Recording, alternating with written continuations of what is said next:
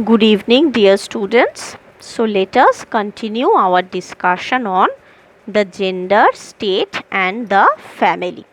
तो पिछले दिन मैं आप लोगों को बता रही थी कि कैसे इंडस्ट्रियल रेवोल्यूशन के साथ साथ यूरोपियन सोसाइटी में काफ़ी प्रॉब्लम्स और डिसऑर्डर क्रिएट हो रहा था। मैंने बताया था कि जैसे ही इंडस्ट्रियल रेवोल्यूशन शुरू हुआ, बड़े बड़े इंडस्ट्रीज़ बना, वैसे ही गांव की इलाके से वर्कर्स लोग शहरों में माइग्रेट करके भटक कर चले आए और यहाँ पर इन लोगों ने फैक्ट्री के आसपास ही अपना कॉलोनी, अपना बस्ती बना लिया, जहाँ पर इन लोगों ने रहना शुरू कर दिया। तो जैसे ही वर्कर्स लोग संख्या में बढ़ने लगे, सोसाइटी में काफ़ी सारे प्रॉब्लम्स और डिसऑर्डर भी क्रिएट होना शुरू हो गया। तो सबसे बड़ा प्रॉब्लम क्या था कि वर्कर्स लोग गांव से जब शहर में आए, तब इस कल्चरल डिफरेंस की वजह से, गांव की कल्चर कुछ था और शहर का कल्चर कुछ और ही था, तो इस कल्चरल डिफरेंस की वजह से वर्किंग क्लास लोगों में काफ़ी परिवर्तन आया। वो एक जगह ज़्यादा दिन रहते नहीं थे, एक जगह से दूसरी जगह भटकते रहते थे, जस्ट लाइक नोमैड्स, जिप्सीज।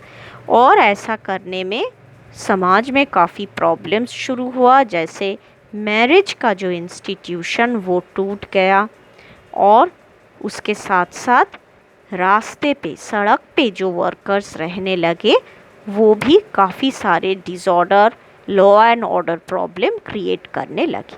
तो आइए इस लेक्चर को आगे बढ़ाते हैं। तो आपके नोट के जो पेज नंबर 3 है उसको ओपन कीजिए। देखिए उसके फर्स्ट पैराग्राफ के जो फर्स्ट लाइन है, in other words the disorder of the urban migration that helped begin the industrial revolution was incompatible with the model for smooth running industries and families। तो urban migration का मतलब गांव से शहर की ओर लोगों का आ जाना और अपना अपना घर बसा लेना। तो इस अर्बन माइग्रेशन की वजह से समाज में जो डिसऑर्डर क्रिएट हुआ, जो इंडस्ट्रियल रेवोल्यूशन के साथ साथ शुरू हो गया, वो इंडस्ट्री और फैमिली की स्मूथ रनिंग में रुकावट डालने लगा। तो एक इंडस्ट्री सही तरीके से नहीं चल सकता अगर उसका वर्कर लोग बिगड़ जाए, उसका नशे का आदत हो जाता है, औरत का आदत हो जाता है, वर्कर्स में अगर इतना मैल प्रैक्टिस, इतना बैड टेंडेंसीज और इनडिसिप्लिन आ जाता है, तो इंडस्ट्री का वर्क भी नेगेटिवली अफेक्टेड होता है और साथ में फैमिलीज़ यानी परिवार भी टूटने लगा, क्योंकि वर्कर्स लोग अपने परिवार को छोड़कर, अपने परिवार को तोड़कर कुछ मैल प्रैक्टिसेस, कुछ बुरे आदत में अपने आप को डुबा रहे थे। तो ये सब देखते हुए, फेसिंग दिस प्रॉब्लम, स्टेट ने क्या किया वही आज हम देखेंगे। तो नेक्स्ट पैराग्राफ में देखिए, the goal of the state was to put to work a population that lived by the rhythm of the streets, not the beat of industry। तो राष्ट्र का गोल या मकसद हमेशा से ही था इंडस्ट्री को कैसे स्मूथली रन किया जा सके ताकि ज़्यादा से ज़्यादा प्रॉफिट हासिल हो सके। तो इसलिए राष्ट्र ने कई सारा रिप्रेसिव पॉलिसीज़ को अपनाया। रिप्रेसिव पॉलिसी मतलब पुलिस और मिलिट्री की मदद लेकर राष्ट्र ने वर्कर्स की इन इनडिसिप्लिन और बुरी आदतों को ख़त्म करने की काफ़ी कोशिश की। Using a number of repressive forces, the state began a campaign to clean up the street. तो रास्ते पर, सड़क पर जो वर्कर्स लोग अपना झोपड़पट्टी बनाकर रहते थे, उन झोपड़पट्टियों को पुलिस और मिलिट्री की लोग लेकर राष्ट्र धीरे धीरे क्लियर करने लगा, हटाने लगा उन सब झोपड़पट्टियों को रास्ते से। Anti homeless and anti beggar laws were put into effect. तो बेगर्स यानी भिखारियों को कंट्रोल करने के लिए और स्ट्रीट में लोग ना रहे, इसको इंश्योर करने के लिए राष्ट्र ने कई सारे लॉज भी पास करवाया। And particularly run down neighbourhoods were destroyed. तो रन डाउन नेबरहुड्स मतलब जो सब बस्ती उजाड़ चुका था। तो लोग जब नशे के हालत में रहते थे, आपस में लड़ते थे, तो वो बहुत सारा घर खुद तोड़ देते थे, दूसरों का घर पर अटैक करते थे। ऐसे काफ़ी सारे बस्ती खुद ब खुद उजड़ चुका था वर्कर्स लोगों की इन मैल प्रैक्टिसेस की वजह से। तो उन सब उजड़े हुए बस्तियों को राष्ट्र ने एकदम साफ कर डाला। The street became the place for the state to enforce its control. तो स्ट्रीट्स यानी सड़क बन गए वो सब इलाका, वो सब जगह जहाँ पे राष्ट्र अपना फोर्स लेकर एक डिसिप्लिन्ड और एक अच्छा दिखने वाला शहर बनाने का प्रस्तुति शुरू कर दिया। The first step towards the reorganization of the family emerged from these changes as the population began to lose its control over the streets. तो राष्ट्र ने जैसे ही वर्कर्स लोगों की इन बुरी आदतों को दूर करने के लिए पुलिस और मिलिट्री की मदद से रोड्स और स्ट्रीट्स को साफ करना शुरू कर दिया, तभी क्या हुआ, फैमिली नाम की ये जो इंस्टीट्यूशन ये भी धीरे धीरे वापस आने लगा और फैमिली को डिस्ट्रॉय करने का जो प्रैक्टिस शुरू हो गया था वो भी धीरे धीरे ख़त्म होने लगा।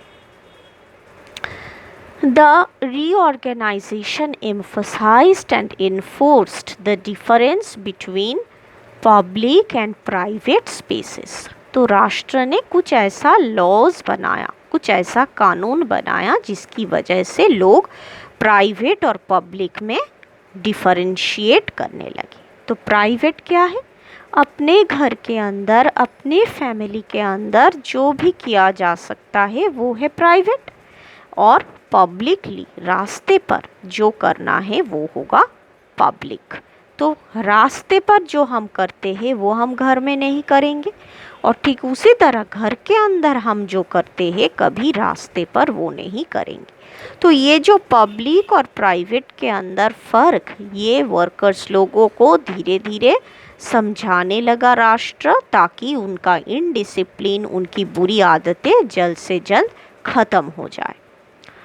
The home became the new center of life in place of the street and closed connections to anyone but those within the family. तो धीरे धीरे घर बनने लगा और वर्कर्स लोग भी अपना अपना फैमिली बनाकर उस घर के अंदर रहने लगे, और स्ट्रीट में रहने का आदत, उसके साथ जो बुरे हैबिट्स उनके अंदर आए थे वो भी धीरे धीरे कम होने लगे। This transformation was reinforced by new ideologies began to make people recognize previously less important differentiations between private and public spaces. तो इसका आसान सा मतलब ये है कि वर्कर्स लोग फैमिली लाइफ लीड करने लगे, घर के प्रति धीरे धीरे आकर्षित होने लगे, और घर के अंदर प्राइवेट लाइफ में उनका इंटरेस्ट बढ़ा और उनकी बुरी आदतें कम होती गई। अब देखिए, जैसे ही फैमिली का रीऑर्गेनाइजेशन हुआ तब एक किस्म का फैमिली सोसाइटी में आया जिसको कहा जाता है द बूर्जुआ फैमिली मॉडल। तो क्या है ये बूर्जुआजी फैमिली मॉडल, आइए देखते हैं। The model for the bourgeois family emerged from the growing sense of distinction between people's private and public lives. तो जैसे ही लोग अपने प्राइवेट और अपने पब्लिक लाइफ पे अंतर करने लगा, तभी इस तरह का बूर्जुआ फैमिली पैदा हुआ।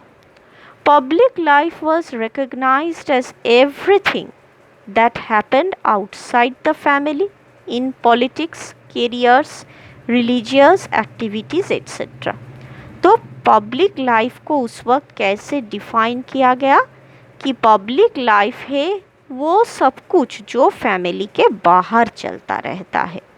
तो पॉलिटिक्स में जो कुछ भी होता है, कैरियर में जो कुछ भी होता है, रिलीजियस अफेयर्स में जो कुछ भी होता है, वो सब है पब्लिक एक्टिविटी। और दूसरी तरफ फैमिली में जो कुछ होता है वो है प्राइवेट लाइफ।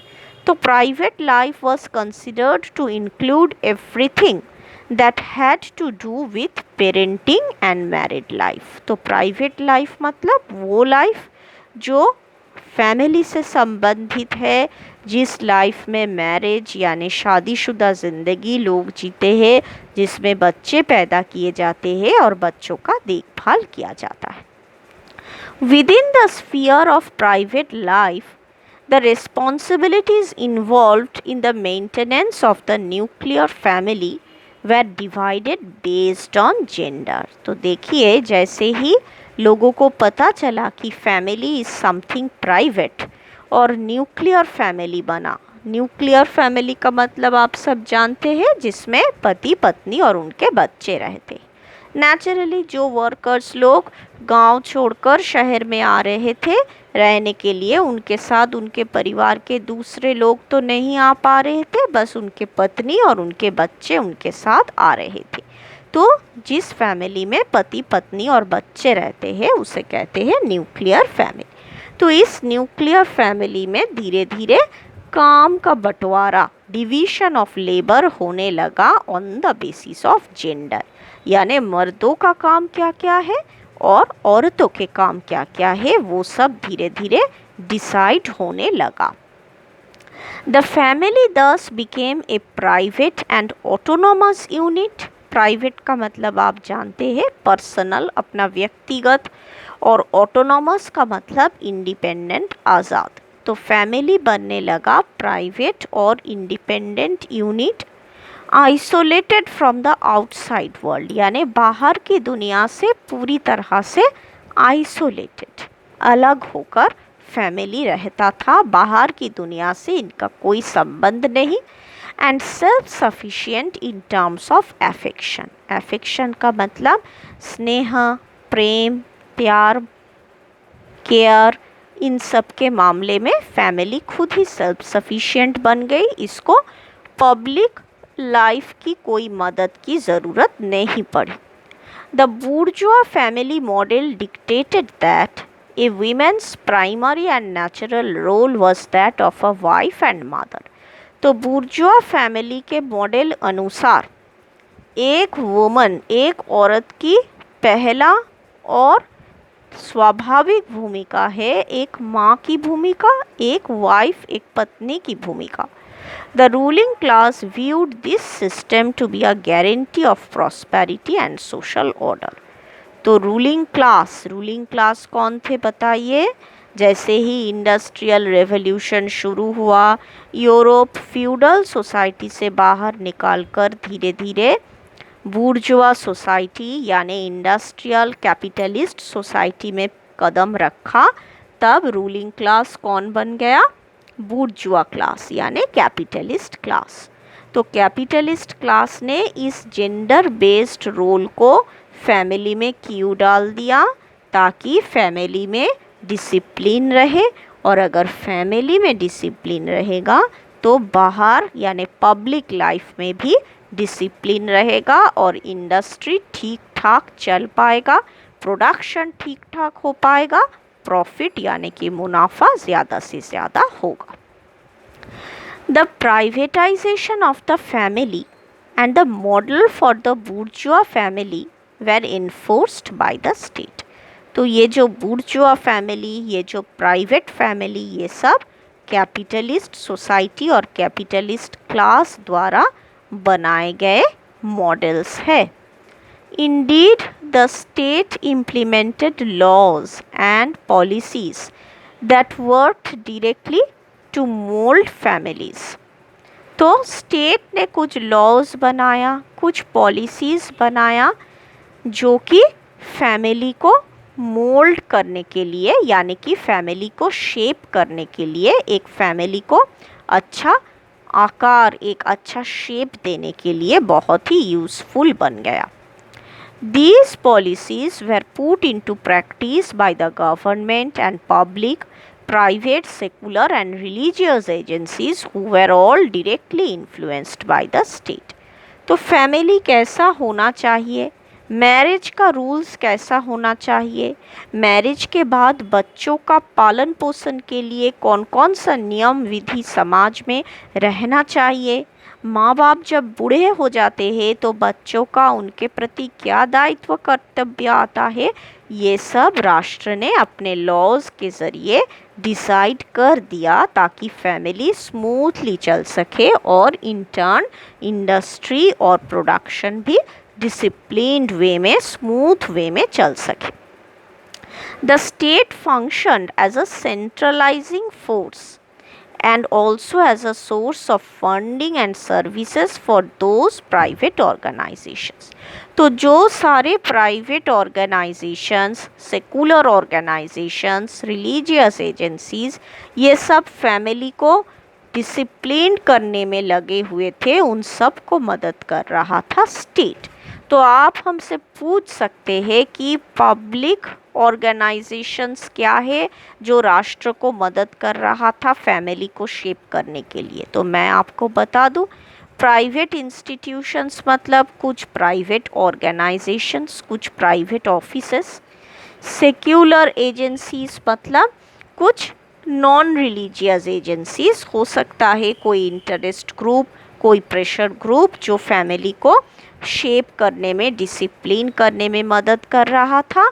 और रिलीजियस एजेंसी मतलब डेफिनेटली चर्च, जो सिखा रहा था कि फैमिली लाइफ, डिसिप्लिन लाइफ ही आप सबके लिए अच्छा है, गॉड इसी से खुश रहता है। तो ये सब जो agencies, pressure groups, interest groups, फिर चर्च, ये सब इंस्टीट्यूशंस को राष्ट्र मदद कर रहा था पैसा देकर, फिनेंशियली एज वेल एज दूसरी तरीके से। तो all these resources were provided to regulate, supervise and control the working class. तो इतना सब कुछ राष्ट्र क्यों कर रहा था? Private agencies, secular agencies, non religious agencies, इन सबको पैसा देकर फैमिली को ठीक ठाक तरीके से क्यों बना रहा था? इसके पीछे एक ही मकसद था कि इंडस्ट्री और प्रोडक्शन सही तरीके से परिचालित हो पाए, वर्कर्स लोग सही तरीके से काम करें और प्रोडक्शन अच्छा हो ताकि प्रॉफिट ज़्यादा से ज़्यादा हो। चलिए उसके बाद आइए page 4। The articulation of the family with this different institutions of social control involved a reduction of its own dominating structure। तो फैमिली का जो आर्टिकुलेशन है, मतलब फैमिली को जो एक प्रॉपर डिसिप्लिन्ड शेप देने की कोशिश किया गया सोशल कंट्रोल के डिफरेंट इंस्ट्रूमेंट्स के ज़रिए। सोशल कंट्रोल कौन कौन कर रहा था? कुछ रिलीजियस इंस्टीट्यूशंस जैसे कि चर्च, कुछ सेकुलर इंस्टीट्यूशंस, पब्लिक इंस्टीट्यूशंस जैसे कि political parties, then NGOs, pressure groups, interest groups. तो ये सब जो काम चल रहा था उससे क्या हुआ? A reduction of its own dominating structure. तो राष्ट्र का जो डोमिनेटिंग स्ट्रक्चर वो धीरे धीरे कम हो गई। In fact, the absolute character of the marital and paternal authority in the domestic sphere was widely moderated by bourgeois civil rights like freedom and equality between people। तो फैमिली और private affairs में राष्ट्र कम interfere करने लगा। एक वक्त आया जब राष्ट्र का इंटरफेरेंस बिल्कुल ही कम हो गया। तो कैसे? इन द डोमेस्टिक स्फीयर कुछ नए नए कॉन्सेप्ट्स को इंट्रोड्यूस किया गया, जैसे बुर्जुआ सिविल राइट्स। तो बुर्जुआ सिविल राइट्स क्या होती है? Right to freedom, right to liberty, freedom of speech and expression, freedom, equality, ये सब जो बुर्जुआ राइट्स का कॉन्सेप्ट है मतलब सिविल राइट्स का कॉन्सेप्ट है, ये धीरे धीरे फैमिली में आने लगा और राष्ट्र का हस्तक्षेप फैमिली में कम होने लगा. This led to what some historians named the normalization of the practices in the private sphere. तो प्राइवेट स्फीयर यानी फैमिली में धीरे धीरे सभी प्रैक्टिसेस नॉर्मल यानी नेचुरल होने लगा. कौन कौन सा प्रैक्टिस? यही कि मर्द काम करने बाहर जाएगा और वीमेन माँ और पत्नी की भूमिका निभाएगी. मतलब जो जेंडर बेस्ड रोल्स है वो नेचुरल बनने लगा, नॉर्मल बनने लगा. From the economic production unit, the family became a control unit. तो फैमिली धीरे धीरे वर्किंग क्लास लोगों का फैमिली जो था वो एक कंट्रोलिंग यूनिट बनने लगा. तो एक वर्कर चाहे कितना रात तक क्यों ना बाहर रहे, आखिर तक उन्हें वापस घर लौट कर आना पड़ेगा. वो चाहे कितना भी दोस्तों के साथ इधर उधर क्यों ना भटके, आखिर तक उन्हें घर आकर अपने बीवी और बच्चों के साथ ही रात का खाना खाना पड़ेगा, सोना पड़ेगा. तो इस तरह से फैमिली सोसाइटी में एक तरह का कंट्रोल, एक सोशल कंट्रोल कायम करने लगा जो कैपिटलिस्ट और इंडस्ट्रियल सोसाइटी के लिए बहुत ज़रूरी था. Henceforth, tightly overlapped in this network of social control institutions and their articulation is assumed by men's responsibility. तो जैसे कि मैंने कहा, फैमिली जितना ज़्यादा इंडिविजुअल वर्कर्स पर कंट्रोल आरोप करने लगा, उतना ज़्यादा मेंस रिस्पॉन्सिबिलिटी यानी वर्किंग क्लास पीपल का रिस्पॉन्सिबिलिटी बढ़ने लगा. उनको अपना जिम्मेदारियों के बारे में एहसास हुआ. कौन सा जिम्मेदारी? पब्लिक लाइफ में उनका क्या जिम्मेदारी और प्राइवेट लाइफ में उनका क्या जिम्मेदारी. तो पब्लिक लाइफ में उनका जिम्मेदारी क्या है?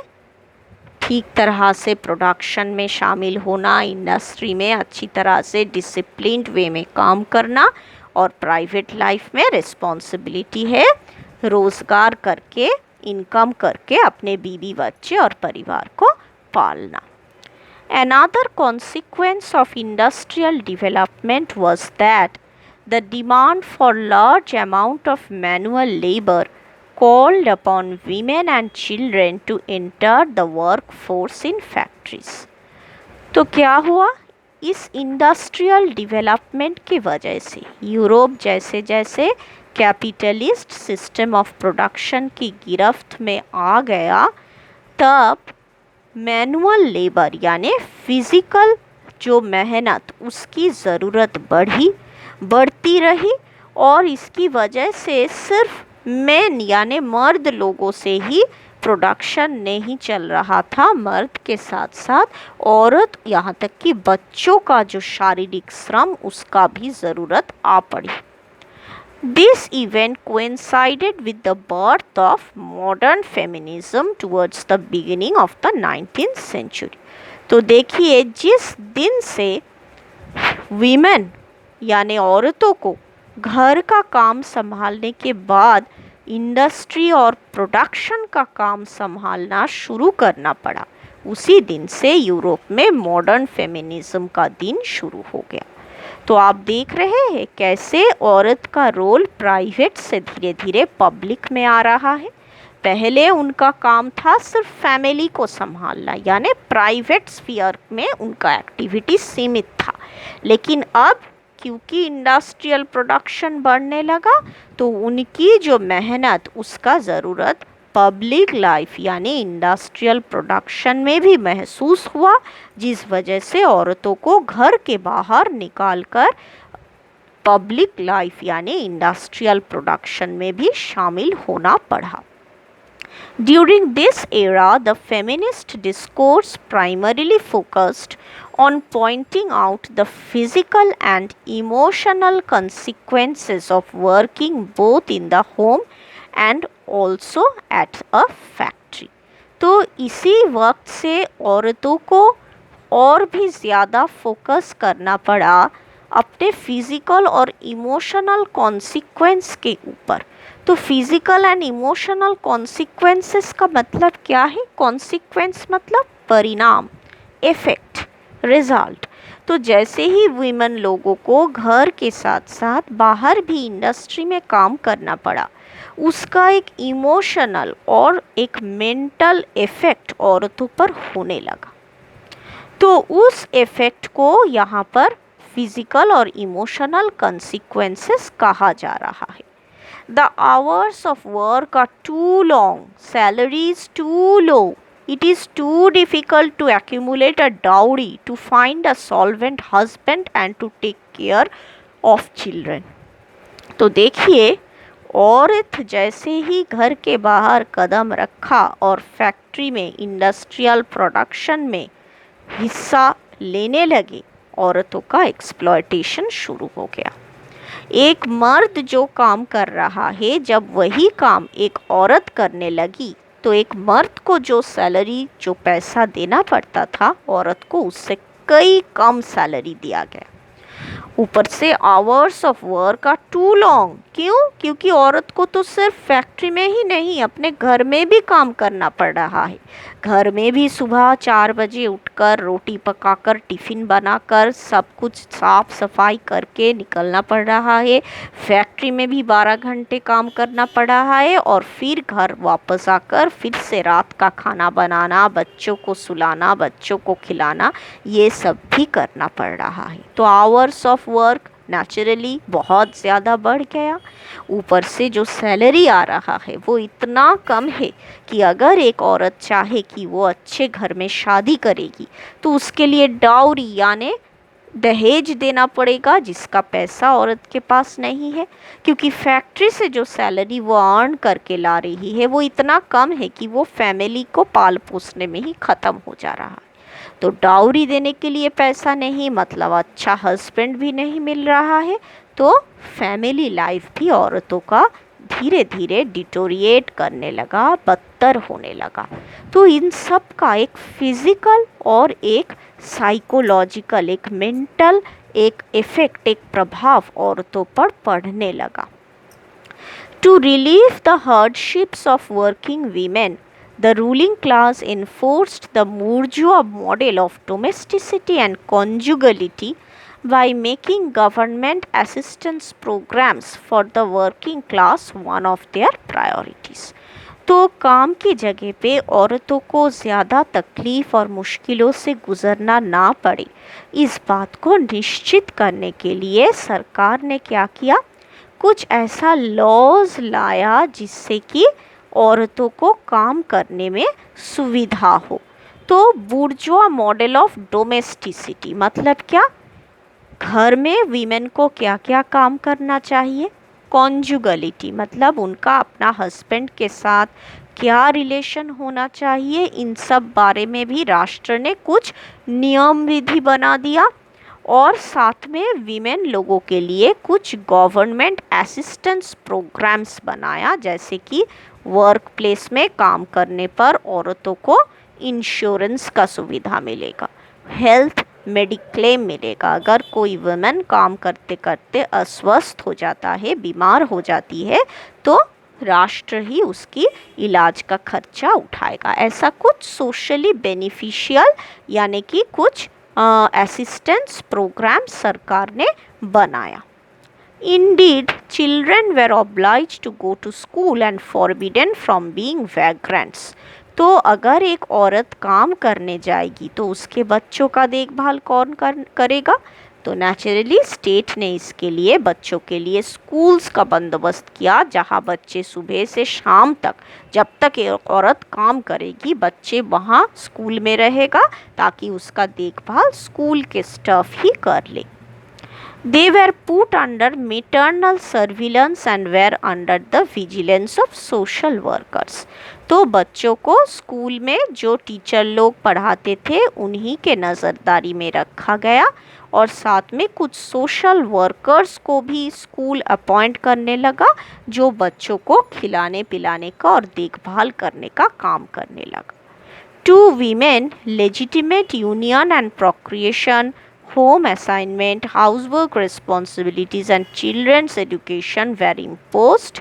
तो वीमेन लोगों पर कुछ दायित्व, कुछ जिम्मेदारियां आया, जैसे कि बच्चों का एजुकेशन, बच्चों का खाना पीने का बंदोबस्त करना जब वो स्कूल से लौटेगा तब। मतलब अब वुमेन का काम को कुछ रेगुलराइज कर दिया गया, पहले जैसे अनकाउंटेबल नंबर ऑफ वर्क्स नहीं करना पड़ेगा, बल्कि अब काम्स उनके लिए स्पेसिफिक और रेगुलराइज कर दिया गया ताकि उन पर ज़्यादा बोझ, ज़्यादा दबाव ना आए।